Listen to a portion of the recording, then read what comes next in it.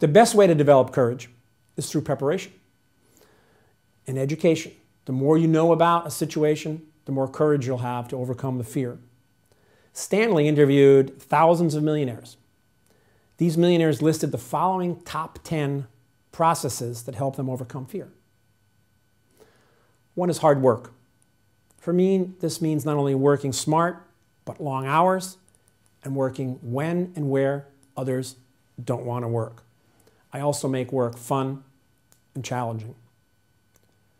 Number 2, he found that many millionaires just said they had to believe in themselves and what they were selling. Number 3, preparation. For me, this means immersion in my project, knowing everything I can about it. Number 4, something I talk about in almost every sales meeting, is focusing. A project may be overwhelming in its scope and its size and its many facets, but if you focus on one area and conquer that one area, you can then move to the next. Being decisive. Customers, people in general, appreciate decisiveness.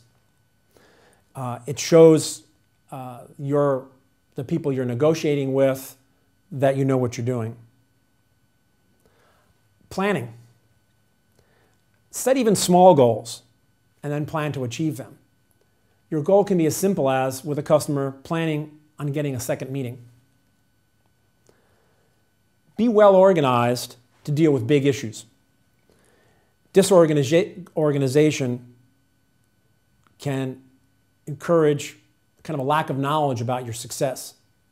You can't manage what you can't measure. Take immediate action to solve problems. You know, if I've got bad news to deliver to a customer, I don't think about it, I don't dwell on it, I pick up the phone. Because the more I dwell on that, the harder it comes. I'm a quick start, not a plotter. Number 9, I've gone through 8, sorry, I wasn't numbering them. Counter negative thoughts with positive ones. Don't hang around negative people. Be positive.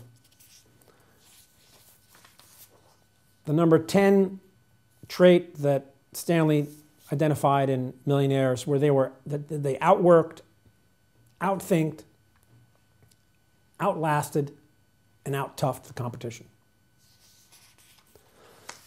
I'd like to add some of my own tips, what I believe will add to your success. Take risks, don't gamble. Some people think that I'm a gambler, but in financial and real estate risks, we have the ability to influence our outcome.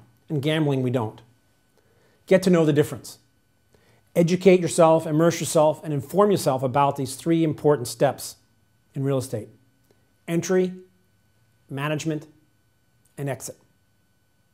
Entry: how to find the right property, how to buy it, how to negotiate it, how to finance it, and how to find a good broker, how to analyze the deal, how to negotiate. Manage it: how to hold, to rent, to improve the rents, to improve the property, either physically, financially, an entitlement improvement. You can improve zoning on one parcel doesn't have medical zoning, you can give it medical zoning. One parcel may have low density, you can improve it by increasing density. Know how to manage the property to improve it. And the third is exit. Know how to get out before you get in. I've always said you make money when you buy real estate, not when you sell, but all 3 and above are critical to your success. The more you know about these steps, the less fear you have and the more courage you'll gain. Stanley also talked about mentoring. Most millionaires have mentors, or they seek advice from outstanding people. I'll often call my competitor. No one is as flattered as when they are asked for their advice. I'll also add, surround yourself with people sharper than you. I'm blessed to have a number of employees and agents that are sharper than me, and it's made me a success. Consult skilled advisors.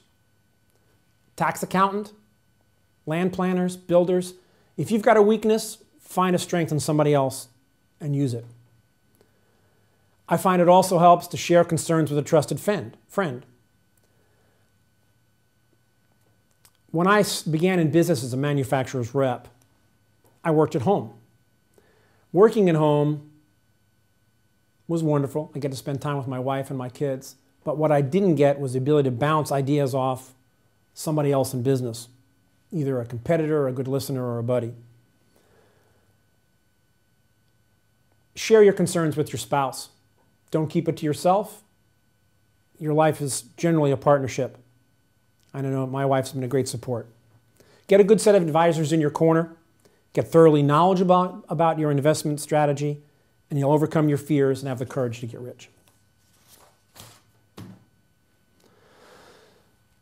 There are three kinds of capital. There's three kinds of resources or capital: financial, time, and ingenuity. You have a limited amount of each, but for each category you can outsource and help relieve some of the pressure. If you're heavy in one category, you can get by with less in another category, or you can go out and raise some capital. Here are the three kinds of capital. Financial. Some people will say to me, I don't have enough money. How can I buy real estate? I get a form of this question very often. There are so many ways to finance real estate as there are deals out there. Without time and ingenuity, however, all you would have to do is have money. Most of us use other people's money in some form or another, most likely from a bank. But there are other ways to get in the game in real estate, and I talk about many of them in my newsletters. I know of 3 ways to alleviate the financial burdens: increase your income, increase your assets, or decrease your needs. Real estate can be the cause or the solution. I suggest you make it the solution with a proper financial plan for asset or income growth. Talk to me if you need some financing ideas. Second kind of capital is time. We all have the same amount of time. In the morning, I read 2 newspapers and answer all my emails before I get into the office. It's how we use our time that's different. Use your time wisely to immerse yourself in your tasks. You can free up time by using outside resources as well. I believe the key is to spend your valuable time setting and defining your objectives, and then share them with those of you, with those around you that you can delegate things to, such as your real estate broker, your assistant, your financial advisor. Stop, plan your time, allocate it well, and then delegate. Financial, cash, time, and ingenuity. Some of you might think that ingenuity is very similar to